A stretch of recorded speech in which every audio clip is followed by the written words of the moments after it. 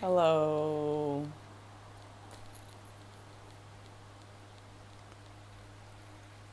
So, this broadcast may be kind of mellow and philosophical because it's early. I'm very tired.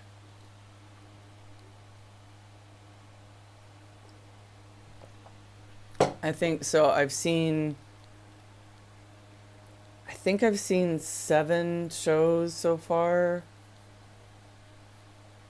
Hamburg, Leipzig, Berlin, Vienna, Prague, Budapest, and Zagreb. And I'm on my way to Munich now. And then Padova. Anyway, so even though I have more shows, hi Jen. It's like 0 o'clock in the morning there.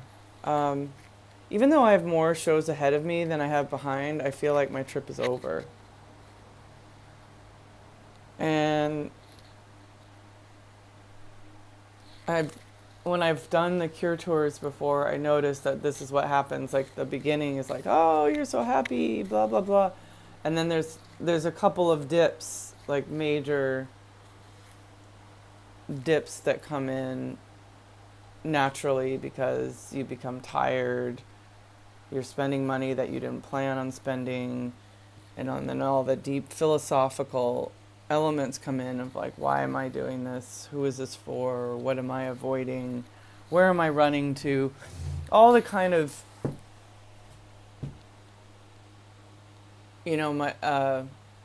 my therapist once called it the tyranny of the shoulds. The tyranny of the shoulds. Like,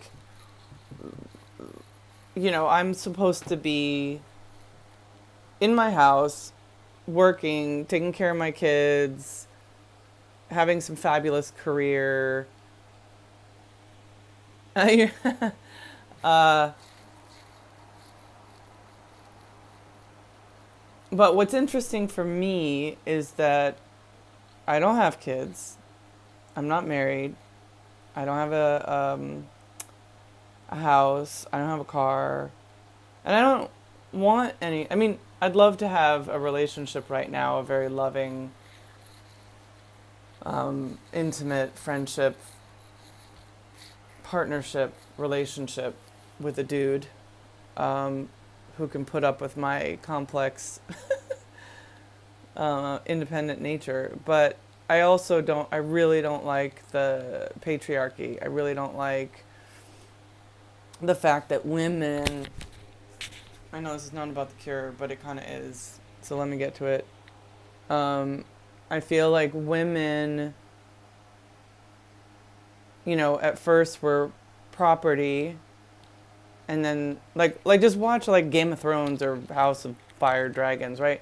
Women were really property at one point, and we were positioned to be trophies, to have sex with, to have babies, and it was really to promote the men. Not in every culture. I mean, I think there's Indian cultures where, and the native cultures where women were highly regarded. But anyway, that's where it all comes from in America.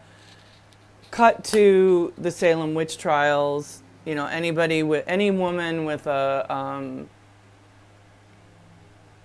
independent thought or who understood nature was thought to be a witch. So, how does this pertain to the cure? Well, it pertains to the cure in 2 ways. Number one, for me personally, I'm an independent woman. I live my life in a very, in a way that I've gotten myself in a lot of trouble, and I've lost careers over it. Not over the cure, but just over who I am, and it's not the safest way, but it's my way. It's me. This is me. And I can't, I only have one time on this earth, and I don't want to feel bad about who I am, because even if I'm 22 years in and I'm still trying to make a movie called Push, a Cure fan documentary. 22 years I've been trying to raise enough money to make a film to pay homage to the fans that follow them around. And to the band, of course. So anyway, so I'm this unique person. We all are, right?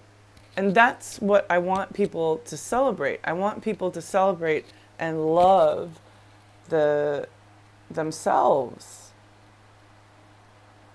and all their little weird little quirks and their uniqueness, and if they don't want to stay married, or if they want to change genders, or if they want to travel the world, or if they don't like their job, I want them to feel the power to be able to quit. I mean, it's all this to me ties into The Cure, because when I was a kid and I saw Robert Smith and the gang doing interviews, I was really taken by his stance on the world, which was always in like the 80s and 90s. He was always like, we do what we want to do. If I want to make a pop record, I make a pop record. If I want to, make sad songs, I make sad songs. And I don't worry about the press. And I mean, that was really what I heard. And he made it seem like the band was a gang, like it was us against them. So for me, as a young woman, as a teenager, that was like he was my hero. Not just because of the music, but because of the way that he spoke. And he seemed very smart and, interested in the world and politics. And I thought that was really cool. He was so unique. He was so, at the time, this guy with the fucked up hair and the makeup and the lipstick. And he'd give an answer like, oh, well, I just wear lipstick because my lips are tiny and I just want them to show up. You know what I mean? It's always smart, always clever. And then you have the rest of the band. You have Simon, who's so quiet at the time, but so bold and like obviously very attractive on stage. And everybody else, the whole thing. So, but what I'm trying to say is, Hi Nicole it's the independent spirit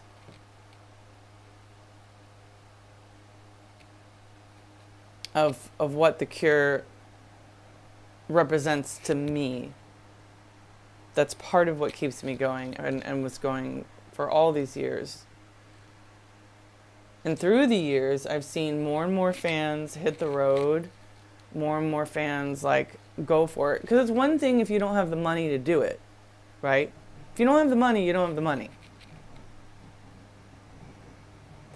But some people, I think, don't have the money because they feel pressure from their family or whomever, society, to not look bad. Because you're supposed to have a career and have the house and have the job and have the family, and just everything's supposed to be just so perfect, and you're supposed to fit in a mold, when the beauty of life to me is all the different kinds of people in the world. It takes all kinds. I hope I'm making sense, and I hope I'm inspiring one person to go to a foreign country, either on their own or with a friend, or you have to find people you trust. That is true, because you could travel and it could be a nightmare. Anyway, I'm rambling. I'll cut to the actual Cure portion of today's newsflash. By the way, somebody downstairs, I have to say, I'm staying at this like hippie hostel, and they made this like cake. Hold on. I want to eat it, but I'm kind of scared because I'm afraid it has nuts in it. And she was so sweet. She just gave me this cake, and she said, "Oh, it'll give you energy." And she says it doesn't have nuts in it. I hope she's right, because I won't die. Anyway, okay, so the last broadcast, I think, so there was Prague with Chris White, and then we took a long drive down to Budapest, and that was rough. Whew, I knew it would be. And in Budapest, I was with my friends, who were just, it was so lovely to be in Hungary, because when am I going to go there and learn about this country that used to be over, in the Soviet rule, and how different, this friend of mine, Fuli, was saying how when the Cure came to Budapest in 1989, they were very hesitant to come because they hadn't sold any albums. Okay?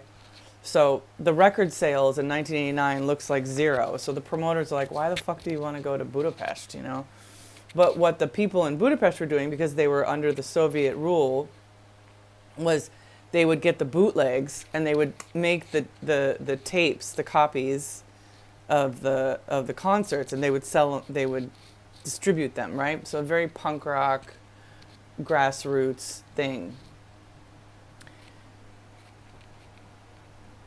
So according to my Hungarian friend Fuli, the show absolutely sold out. It was incredible. And so at that point, the Cure obviously, now it's a different world and they can go wherever they want except for Ukraine right now and maybe Russia. But it was just a really interesting story to think about. He was there. They said, just imagine, being here and, what this band represented, because for Hungarians in the 80s and 90s, the Cure and the West were in outer space. They were so far away. They were absolutely untouchable. If you go to the store to get milk, you have milk. If you want to buy a car, you have to sign up, go wait in line, and maybe you'll get a car, even if you have the money. Anyway, there's so much to say. So that's also the gift of following a band around, is that if you plan it or are lucky and open-minded, you'll meet people who can tell you about their culture and their experiences and how it's so different, because in the West we really are privileged, right? So the Budapest show was really good. It was very smelly in the pit. Lots of body odor. Lots of big men with stinky armpits. We ended up getting really close in Budapest and Zagreb, which is very interesting. I highly recommend trying to get up close to those who can. It's just a different experience than being out sitting way, way, way far away. And then plus, sometimes if you sit and you want to dance, then people behind you get angry, and that's just weird. I know it's exhausting, but I recommend, for the future, for anybody who's going to the States, if you buy 6 tickets, let's say you go to 6 concerts, dedicate 2 of those concerts to try to get to front row, because it's a different experience. How are the bands sounding? They sound really good, as they always do. When I was sitting further back, I could hear the richness of a 6-piece more.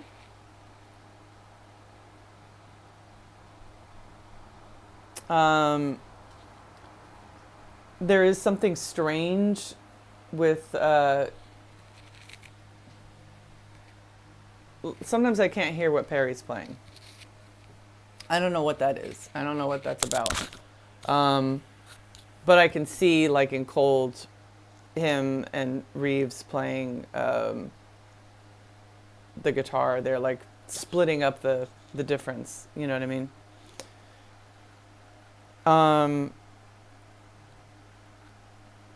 Jason is fucking killing it. I mean, I've seen this band live since 1986, but when Jason came in 1996, to see how powerful he's become.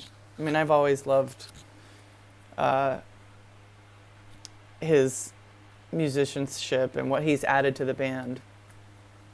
Because I think he came in at a really crucial point in 1996. Like, he kind of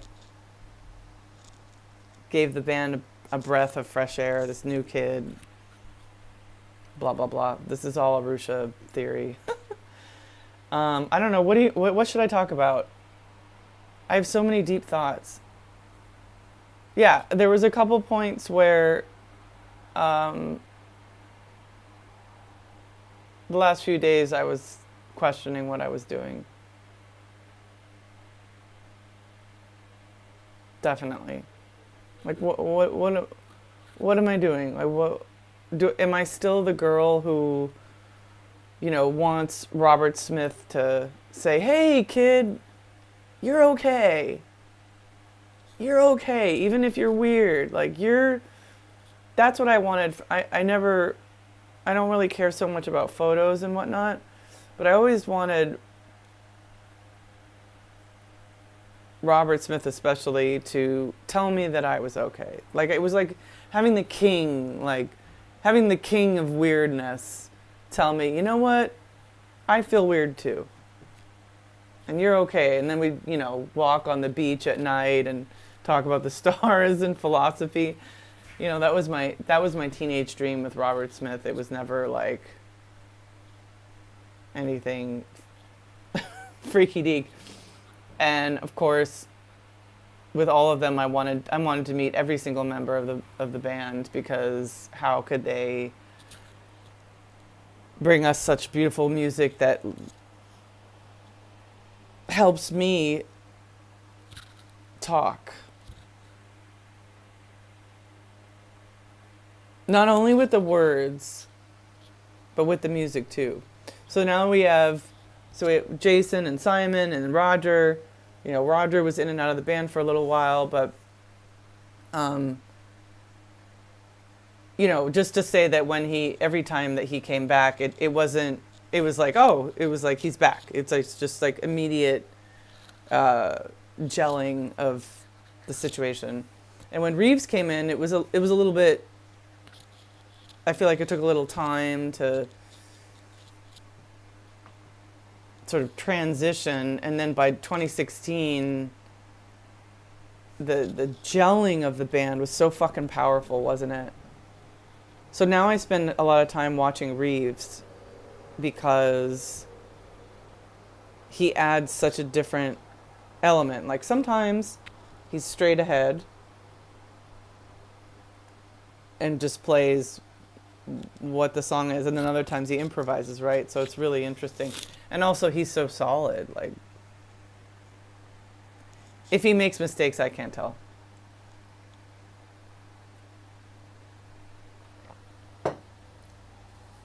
And so, of course, having Perry come back in is amazing for me, because he's been my hero for so long. But I wish they'd turn up his side of the whatever he's doing, when he's playing keys and playing guitar, because I don't feel like I can hear it. I can really hear Simon. And actually, I think I've gotten so close that I've seen him play parts that I've just never been able to, like, actually see how he plays it.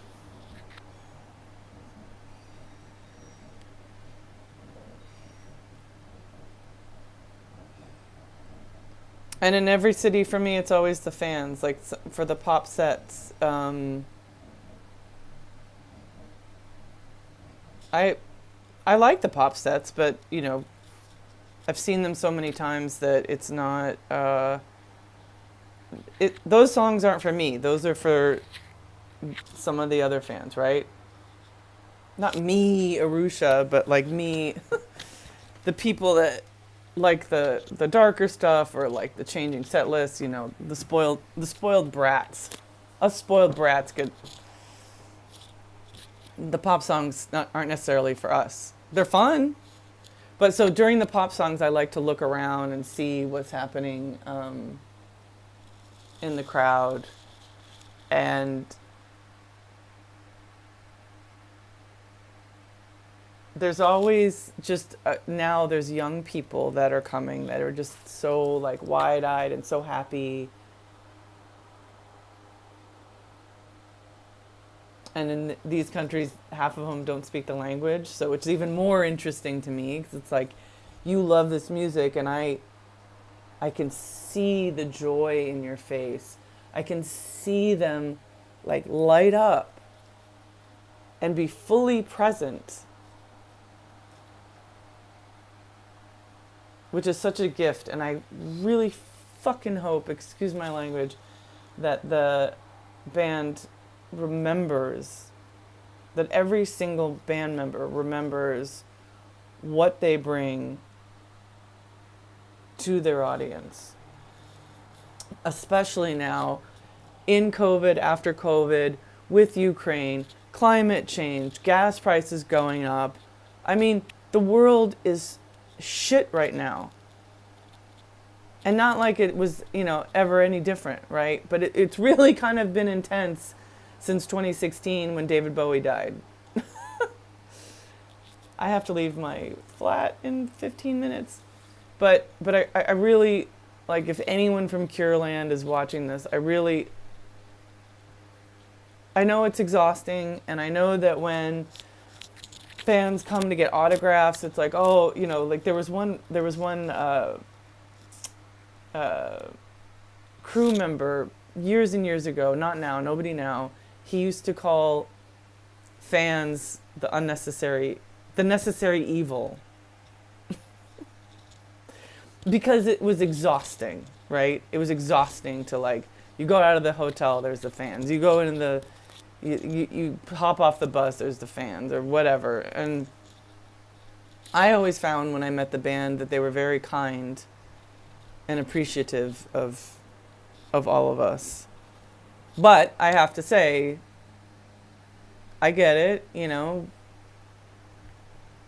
it must be exhausting. I'm exhausted doing what I'm doing right now.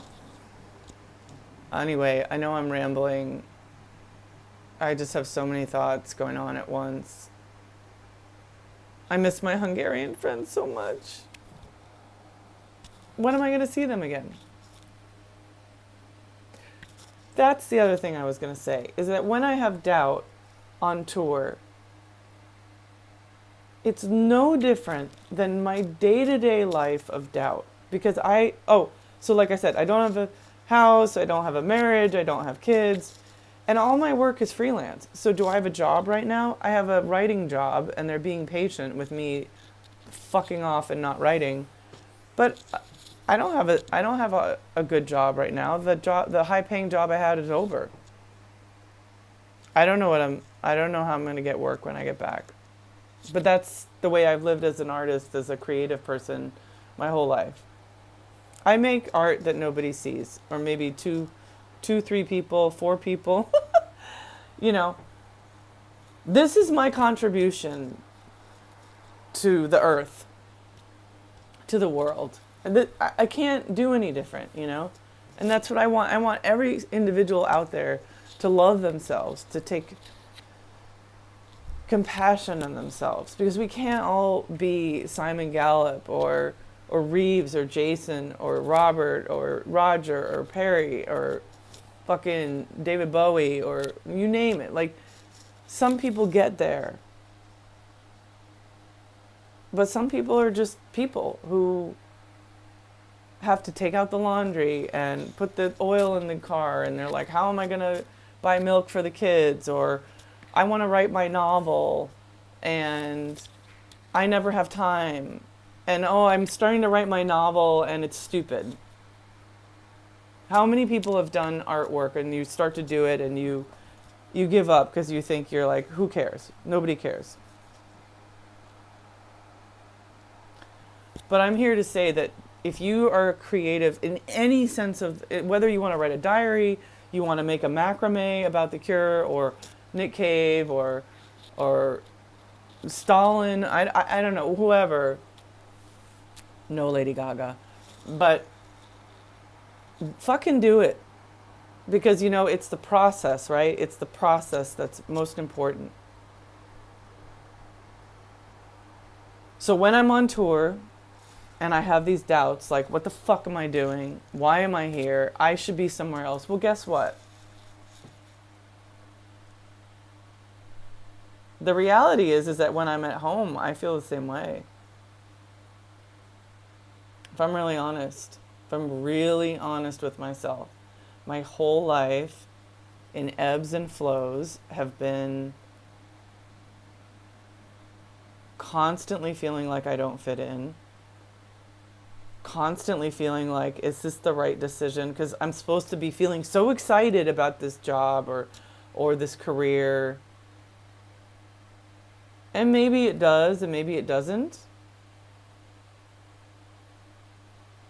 But that doubt, that core doubt of what the fuck am I doing with my life? Constant.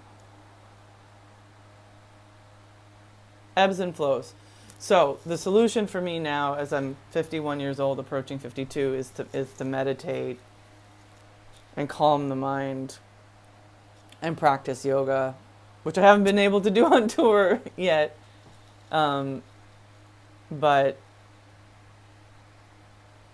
for example, I joined I got myself into the film industry with never taking film. I never went to film school. I bullshitted my way onto set. I got there, I learned, I kicked ass. Oops. And I wanted this dream. I wanted the dream of working in film for so long, and I worked on so many great sets, and I'm a member of the Directors Guild, and I am a director. And I will finish Push. But I got to the point where I'm on set, I'm surrounded by, Steven Spielberg and Martin Scorsese and whatever, all these great Margot Robbie and all these like great, amazing actors, and then the crew. And inside, after a while, I said, I'm tired. I don't want to do this anymore. Does anyone relate to that? Does anyone relate to like wanting a job or a career so badly, and then you get there and you don't want it anymore? Who relates? So then I think, well, what the fuck? What am I doing? Why am I here? Oh wait, I'm here because my parents fucked, and they had a baby, and babies bring, children bring joy to adults because they are so fresh, they are so untainted by life. And so that's a very natural, obviously, extremely natural. Get married, have kids, have the house, pay all that stuff is great. I'm not complaining or being negative against any of that stuff, but I'm being realistic.